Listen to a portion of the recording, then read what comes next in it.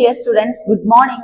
അപ്പോൾ നമ്മൾ ഇന്ന് ഡിസ്കസ് ചെയ്യുന്നത് filing of return and tax authorities ആണ്. ഓക്കെ, അപ്പൊ ടാക്സിനെ സംബന്ധിച്ച് പല വിവരങ്ങളും, നമ്മൾ ടാക്സ് കൊടുക്കുന്നതും ടാക്സ് ചാർജബിൾ ആകുന്നതും ചാർജ് ഇല്ലാത്ത ടാക്സും പ്രോഫിറ്റും പിന്നെ അങ്ങനെ കുറെ കാര്യങ്ങൾ ഡിസ്കസ് ചെയ്തിട്ട് ലാസ്റ്റ് നമ്മൾ എത്തി നിൽക്കുന്നത് filing of return and tax authorities ആണ്. അതായത് ടാക്സ് അതോറിറ്റീസ് മീൻസ് നമ്മൾ ഇതുവരെ ഡിസ്കസ് ചെയ്തതൊക്കെ അതായത് പേഴ്സൺസ് വെച്ചിട്ട് അല്ലെ, അതായത് വ്യക്തികൾ, ഇത് കൈകാര്യം ചെയ്യുന്ന സമൂഹത്തിലുള്ള വ്യക്തികളുടെ ഉണ്ട് ഫേം, അവർ ഒരുമിച്ച് പാർട്ട്ണർഷിപ്പും അതിലുണ്ടാകുന്ന അഗ്രിമെന്റ്സും അവര് റെക്കോർഡിക്കലി എഴുതുന്ന കാര്യങ്ങളും അവർ അനുവർത്തിക്കേണ്ട ചില ഗവൺമെന്റ് എന്താ പറയാ റൂൾസ് ആൻഡ് റെഗുലേഷൻസ് ഒക്കെ നമ്മൾ ഡിസ്കസ് ചെയ്യും. പക്ഷെ അതിന് വ്യത്യസ്തമായി ഇതിൽ പറയുന്ന ടാക്സ് അതോറിറ്റീസിനെ പറ്റിയിട്ടാണ്. ഈ വാങ്ങുന്ന ആൾക്കാരെ പറ്റി നമ്മൾ ഇതുവരെ എന്തിനും റെഫറൻസ് ചെയ്തിട്ടില്ല അല്ലെ. കാരണം ടാക്സ് ആരാണ് വാങ്ങുന്നത്, അവരെങ്ങനെയാണ് നമ്മളെ പിന്നെ ഈ ഒരു ബിസിനസ് ഓണേഴ്സിനെ അല്ലെങ്കിൽ ഈ ഒരു ഫേംസ് ഒക്കെ ഉണ്ടാക്കുന്ന രജിസ്ട്രേഷൻ ഒക്കെ ചെയ്യുമ്പോൾ അവരുടെ ഡ്യൂട്ടി എന്താണ് നമ്മൾ ഇതുവരെ ഡിസ്കസ് ചെയ്തിട്ടില്ല. നമ്മൾ ഇതുവരെ ചെയ്തൊക്കെ ആക്ട് പ്രകാരം 1961 ആക്ട് പ്രകാരം ഓരോ സെക്ഷനിലും ഓരോരോ കാര്യങ്ങളിലെ ഡിസബിലിറ്റി കൺസെഷൻ കിട്ടുന്നത്, ഡിവിഡന്റ് കിട്ടുന്നത്, പിന്നെ എംപ്ലോയീസിന് കിട്ടുന്ന ഓരോരോ എന്താ പറയാ ലോൺസ്, അതിനുള്ള അലവൻസ്, അതിലൊക്കെ ഇവർ പിടിക്കുന്ന സംഭവങ്ങൾ, അതിനാണ് ടാക്സിൽ ഇൻകം ടാക്സിനെ പറ്റി മലയാളത്തിൽ നമ്മൾ എന്ത് പറയും, ആദായ നികുതി എന്ന് പറയില്ലേ. അപ്പൊ ഈ നികുതി പിടിക്കുന്നതും ഇത് സംബന്ധിച്ചുള്ള കാര്യങ്ങൾ ഇത് ആരാണ് പിടിക്കുന്നത്, അവരെന്താ ചെയ്യുന്നത് എന്നുള്ളതിന്റെ ഒരു സ്കീം, അതിന്റെ ഒരു റഫറൻസ് ആണ് നമുക്ക് ഇതിൽ പഠിക്കാനുള്ളത്. ഇത് എസ്എ പ്രതീക്ഷിക്കാവുന്ന ഒരു പാർട്ടാണ്. അപ്പൊ എന്താ പറയാ ടാക്സ് അതോറിറ്റീസിന്റെ സ്കീം ഓഫ് റിലേറ്റഡ് റിട്ടേൺ ഫയലിങ്ങിനെ പറ്റിയും വെരിഫിക്കേഷൻ ഓഫ് ഫയൽ, അവര് ആ ഫയൽ വെരിഫിക്കേഷൻ ചെയ്തിട്ട് അവരെങ്ങനെയാണ് അത് പ്രാക്ടിക്കൽ ആക്കുന്നത് എന്നതിനെ പറ്റിയും സബ്മിഷൻ ഓഫ് ഫയലിനെ പറ്റിയും റീ അസസ്മെന്റിനെ പറ്റിയും അസസ്മെന്റ് ഓഫ് ഫയലിനെ പറ്റിയിട്ടാണ് എന്ത് നമ്മൾ ഈ ഒരു പാർട്ടിൽ ഡിസ്കസ് ചെയ്യാനുള്ളത്. മിസ് ഇതിൽ നിങ്ങൾക്ക് എസ്എ പ്രതീക്ഷിക്കാവുന്ന തരത്തിലുള്ള ചില പോയിന്റ്സുകൾ മിസ് എന്ത് ചെയ്യാം പറയാം. നെക്സ്റ്റ് നമുക്ക് ഇതിന്റെ ഒരു അസസ്മെന്റ് മീൻസ് ഇത് എങ്ങനെയൊക്കെയാണ് ഇംപ്ലിമെന്റ് ചെയ്യുന്നത് എന്നുള്ളത് നമ്മൾ ലാസ്റ്റ് പാർട്ടിലേക്ക് പോകും. അതിനു മുമ്പേ നമുക്ക് എസ്എ മോഡൽ എങ്ങനെയൊക്കെ ഇതിൽ നമ്മൾ മീൻസ് നമ്മൾ ഡിസ്കസ് ചെയ്യുന്ന ഭാഗങ്ങളും ഇമ്പോർട്ടൻസ് പോയിന്റ് ബേസ് മിസ് ഒന്ന് വായിക്കാം, നിങ്ങളൊന്ന് ശ്രദ്ധിക്കുക. കാരണം ടാക്സ് അതോറിറ്റീസ് ചെയ്യേണ്ട അവരുടെ ഒരു എന്താ പറയാ റൂൾസ് ആണ് നമ്മൾ മിസ് വായിക്കുന്നത്. അത് എങ്ങനെ പ്രതീക്ഷിക്കാം, എസ്എ ആയിട്ട് പ്രതീക്ഷിക്കാം. മിസ് എക്സ്പ്ലനേഷൻ പറയും, അതിനു മുമ്പ് മിസ് അതിന്റെ ഒരു heading base point base okay heading point base ആക്കി എസ്എക്ക് ചെയ്യാൻ പറ്റുന്ന രീതിയിലാണ് മിസ് ജസ്റ്റ് നിങ്ങൾക്ക് പ്രസന്റ് ചെയ്യാൻ പോകുന്നത്. അതില് നമുക്ക് പഠിക്കാനുള്ളത് returns of income. SA question എന്താ ചോദിക്കുക, to explain the return of income എന്നാണ് എസ്എ ക്വസ്റ്റ്യൻ വരിക. അതായത് ഇവരെ വരുമാനത്തിൽ നിന്ന്, അതായത് ഗവൺമെന്റ് എംപ്ലോയീസിന്റെ ഇൻകത്തിൽ നിന്ന് റിട്ടേൺ ആകുന്നത് എങ്ങനെ, അതാണല്ലോ നമ്മുടെ പോയിന്റ് അല്ലെ. നമ്മൾ ഡിസ്കസ് ചെയ്യുന്ന പാർട്ടിന്റെ പേരെന്താണ്, ദ റിട്ടേൺ ഓഫ് ഇൻകം ആണ്. ഈ ഇൻകം എങ്ങനെ റിട്ടേൺ ആവുന്നത് മീൻസ് നിങ്ങൾ മനസ്സിലാക്കേണ്ട ഒരു കാര്യം, ഇവരെ അലവൻസും ഇവരെ പിടുത്തവും പ്രൊവിഡന്റ് അങ്ങനെ പല ഇതുണ്ടാവുമല്ലോ. ഗവൺമെന്റ് സാലറി ടാക്സ് ആയിട്ട് കുറെ പോകും. അങ്ങനെ ടാക്സ് ആയിട്ട് പോകുമ്പോ അതിന്റെ ബാക്കിയുള്ള അവരെ ഒറിജിനൽ കയ്യിൽ കിട്ടുന്ന സാലറി, നമ്മൾ മലയാളത്തിൽ പറയില്ലേ കയ്യിൽ കിട്ടുന്ന salary, that is written salary.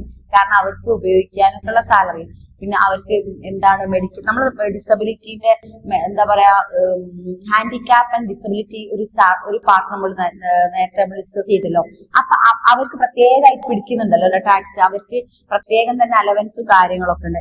പക്ഷെ അവർക്ക് എന്തില്ല സാലറി കിട്ടുന്നത്, കയ്യിൽ കിട്ടുന്നത്, അതാണ് എന്ത് റിട്ടേൺ. കാരണം ഈ മെന്റൽ ഡിസബിലിറ്റി ആണെങ്കിലും പിന്നെ എന്താണ് ഫിസിക്കൽ ഡിസബിലിറ്റി, പിന്നെ എന്താ പറഞ്ഞാൽ നമ്മള് പിന്നെ വണ്ടി അല്ലെ, അവരുടെ റെന്റ്, അവിടെ ഹൗസ് ബിൽഡിംഗ് റെന്റ്, അവിടെ ഫാമിലി റിലേറ്റീവ്സിന് ഒരാൾ മരിച്ചു പോയാൽ അവിടെ ഫാമിലി റിലേറ്റീവ്സിന് കിട്ടുന്ന അങ്ങനെ ടാക്സ് അതോറിറ്റി ചെയ്യുന്ന അവരുടെ മുന്നിൽ ടാക്സ് പിടിക്കുന്നതും പിടിക്കേണ്ടാത്തതുമായ കുറെ വിഷയങ്ങളുണ്ട് നമ്മൾ ഡിസ്കസ് ചെയ്ത ഭാഗം. അതില് ഈ ടാക്സ് അതോറിറ്റിയുടെ കീഴിൽ വരുന്ന, അതായത് അവര് ഈ എംപ്ലോയീസിന് കൊടുക്കുന്ന ഡിവിഡന്റും മറ്റേ അലവൻസ് ഒക്കെ പിടിക്കാത്ത അവരുടെ കയ്യിൽ കൊടുക്കുന്ന അതിനെ റിട്ടേൺ ഇൻകം എന്ന് പറയുന്നത് അല്ലെ. ആ റിട്ടേൺ ഇൻകത്തിന്റെ സ്കീമാണ് മിസ് വായിക്കുന്നത്. നേരത്തെ പറഞ്ഞ എസ്എ ആണ്. കാരണം നിങ്ങൾക്ക് ഈ പോയിന്റ് ബേസ് ആയിട്ട് നിങ്ങൾ എന്ത് ചെയ്യണം, എസ്എ എഴുതണം. എക്സാമിന് പറ്റുന്ന പോയിന്റ്സും ആണ്. നമ്മൾ പോയിന്റ്സ് കവർ ചെയ്യും ചെയ്യുക, എസ്എക്ക് പോയിന്റും കിട്ടും. അങ്ങനെ കുറെ കാര്യമുണ്ട് മിസ് ഈ ഒരു പ്രസന്റേഷനിൽ. അപ്പൊ നിങ്ങൾ എന്ത് ചെയ്യുക, ഫസ്റ്റ് ഇതിലുള്ളത് പറയുന്നത് explain the return of income എന്നാണ് നമ്മൾ എസ്എയുടെ പേര്, ക്വസ്റ്റ്യൻ അതാണ്. അപ്പൊ ഇതിൽ submission of return of income. അപ്പൊ റിട്ടേൺ ഓഫ് ഇൻകത്തിന് സബ്മിഷൻ പ്രൊസീജിയർ ആണ് എസ്എയിൽ നിങ്ങൾ ഒരു കാര്യം ശ്രദ്ധിക്കേണ്ടത്. നെക്സ്റ്റ് ശ്രദ്ധിക്കേണ്ട കാര്യം due date of filing of return. ഈ റിട്ടേൺ ഫയലിംഗിന്റെ ഡ്യൂ ഡേറ്റ് നിങ്ങൾ ശ്രദ്ധിക്കണം. അതായത് നമ്മൾ സാലറി കയറിയില്ലെങ്കിൽ നമ്മൾ അന്വേഷിക്കുന്നത് മലയാളത്തിൽ പറയുകയാണെങ്കിൽ സാലറി കയറാൻ നേരം വൈകിയാലോ, സാലറി ചിലപ്പോൾ മറ്റുള്ളവർ കയറിയിട്ട് നമ്മൾ കയറിയിട്ടല്ലോ, അപ്പൊ എന്തെങ്കിലും ഒന്ന് എവിടെയെങ്കിലും ഫാൾട്ടോ വന്നോ നമ്മൾ അന്വേഷിക്കണം. Okay.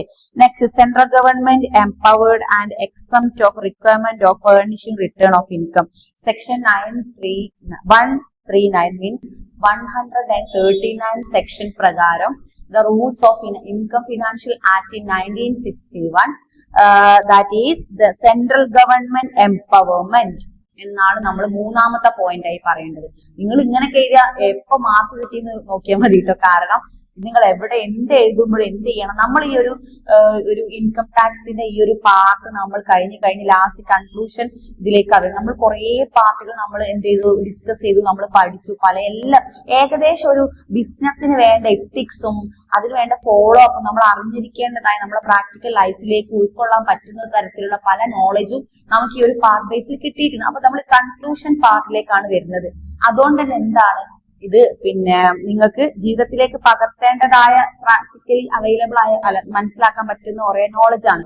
അതുകൊണ്ട് തന്നെ ഈ ഒരു ടാക്സ് അതോറിറ്റി ഈ കാര്യങ്ങൾ മനസ്സിലാക്കുന്നത് നിങ്ങൾ പഠിക്കാനും മാർക്ക് സ്കോർ ചെയ്യുന്നതിലുപരി നിങ്ങൾ എന്ത് ചെയ്യാം, അത്യാവശ്യം മനസ്സിലാക്കി വെക്കുക. നമുക്ക് എക്സാമിന് കറക്റ്റ് ആയിട്ട് എന്ത് ചെയ്യാൻ പറ്റും. അപ്പൊ നോക്കിയതിൽ നമ്മൾ പറഞ്ഞ സെൻട്രൽ ഗവൺമെന്റ് എംപവേർഡ് ആണ് നെക്സ്റ്റ് പോയിന്റ്. നേരത്തെ പറഞ്ഞ 1961 ലോ പ്രകാരമാണ് നമ്മൾ ഈ ഫുൾ ഇതുവരെ കഴിഞ്ഞ എല്ലാ പാർട്ടും നമ്മൾ ഫോളോ ചെയ്ത് വന്നത് ഒരൊറ്റ ആക്ടിന്റെ കീഴിലാണ്. അത് ഇന്ത്യൻ ആക്ട് ആണ്, ഇന്ത്യൻ നിയമപ്രകാരമാണ്. വേറെ ഒരു നിയമങ്ങളും നിങ്ങൾ ഇതിലേക്ക് എന്ത് ചെയ്യാൻ പാടില്ല, കൂട്ടിച്ചേർക്കാൻ പാടില്ല. ഈ ഒരൊറ്റ നിയമത്തിന് കീഴിൽ നമ്മൾ 200ഓളം സെക്ഷൻ ആണ് കൈകാര്യം ചെയ്തത്. നമ്മൾ ആക്ട് അല്ല കൈകാര്യം ചെയ്തത്. ആക്ട് മീൻസ് ലോ ആണല്ലേ. ഏത് ലോ ആണ്? 1961 നമ്മുടെ ഫിനാൻഷ്യൽ ഇൻകം ടാക്സ് ലോ ആണ്. അത് മറന്നുപോയി. അതന്നെ നമ്മൾ ഫോളോ ചെയ്ത് ലാസ്റ്റ് ടാക്സ് അതോറിറ്റിയിൽ എത്തി നിൽക്കുമ്പോഴും ആ ആക്ട് പ്രകാരമാണ് ആരും പ്രവർത്തിച്ചു പോകുന്നത്. ടാക്സ് അതോറിറ്റീസും ടാക്സിന്റെ അതോറിറ്റി സെന്ററുകളും അവരുടെ ഡിപ്പാർട്ട്മെന്റ് ഒക്കെ മുന്നോട്ട് പോകുന്നതും ഏത് ലോ പ്രകാരമാണ്? 1961 ലോ പ്രകാരമാണ്. അതിന്റെ സെക്ഷൻ പ്രകാരമാണ്. അല്ലാതെ നമ്മൾ ഈ ബിസിനസ്സുകാരും എംപ്ലോയീസും നാട്ടിലെ കമ്മ്യൂണിറ്റിയിലുള്ള ജനങ്ങളൊക്കെയാണല്ലോ ഈ എംപ്ലോയീസ് പറയുന്നത്. അപ്പൊ ഇവര് മാത്രമല്ല ഇത് റൂള് ഡിപ്പെൻഡ് ചെയ്ത് മുന്നോട്ട് പോകുന്നത്. ഈ അതോറിറ്റീസും ആ ഒരു ലോ പ്രകാരമാണ് മുന്നോട്ട്, അല്ലാതെ ഇവർക്ക് വേറെ ലോ ഒന്നുമില്ല. അതുകൊണ്ട് തന്നെ നിങ്ങൾ എന്ത് ചെയ്യണം, എക്സാം എഴുതുമ്പോൾ എഴുതുമ്പോഴും ഇത് എഴുതിയ ഒരു തെറ്റില്ല, മാർക്ക് കൂടുതൽ കിട്ടുള്ളൂ. കാരണം ഈ കുട്ടിക്ക് ഇതിനെപ്പറ്റി കുറച്ച് അറിവുണ്ടല്ലോ എന്ന് വിചാരിക്കും. കാരണം 1961 ലോ ഇന്ന സെക്ഷൻ എന്നുള്ള ഒരു കറക്റ്റ് നമ്മൾ എഴുതുമ്പോൾ ഇന്ന സെക്ഷനിൽ ഇത്ര പ്രകാരം എഴുതുമ്പോൾ കറക്റ്റ് ഒരു പ്രൂഫുമായി മാർക്ക് സ്കോർ ചെയ്യാൻ പറ്റുന്ന ഒരു വേദിയുമായി. ഓക്കെ, അപ്പൊ ഇതിൽ തേർഡ് പോയിന്റ് ആണ് സെൻട്രൽ ഗവൺമെന്റ് എംപവേർഡ്. ശ്രദ്ധിക്കണം. Next, out going of Aadhaar number and permanent account number. Pan card അല്ലെ, പെർമനന്റ് അക്കൗണ്ട് നമ്പറിന്റെ ഇംഗ്ലീഷ് എന്താ നിങ്ങൾക്കറിയില്ല? പാൻ. നമ്മൾ എപ്പോ ഒരു ആൾക്കാർക്ക് വേണ്ടി പാൻ കാർഡ് വേണം. സാലറി കയറാനും സാലറി റിട്ടേണിംഗ് ഇൻകം മീൻസ് നമ്മുടെ സാലറി എന്താ പെൻഡിങ് ആയാലോ, പ്രശ്നങ്ങൾ എവിടെയെങ്കിലും ഒക്കെ ഫാൾട്ട് ആയാലോ എന്തുകൊണ്ടാണ് പാൻ കാർഡിൽ ഉണ്ടാവും എല്ലാ ട്രാൻസാക്ഷനും.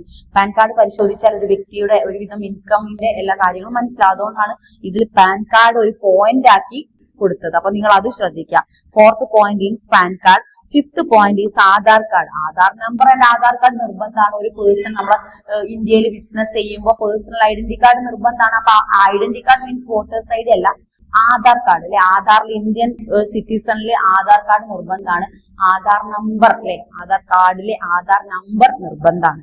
Okay, next, out going of Aadhaar number and new scheme of facilitate submission of return through the tax return prepares. Okay, prepares, tax return prepares. ആ പ്രിപ്പറേഷനും കാര്യങ്ങളൊക്കെ. Next, selection of correct form of return.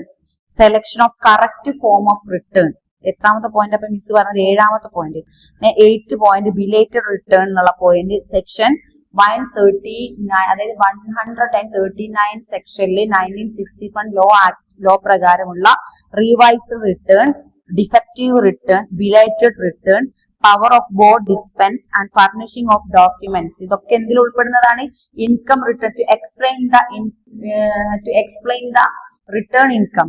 Okay, മറന്നു പോവല്ലേ, question മറന്നു പോയിരുന്നു. Question മനസ്സിലായാലേ answer ചെയ്യാൻ പറ്റൂ കേട്ടോ. അപ്പൊ നമ്മൾ ക്വസ്റ്റ്യൻ മറക്കരുത്. എന്താ to explain the points of return ഇൻകത്തിന്റെ പോയിന്റ്സ് നമ്മൾ ഡിസ്കസ് ചെയ്യുന്നത്. Next self assessment and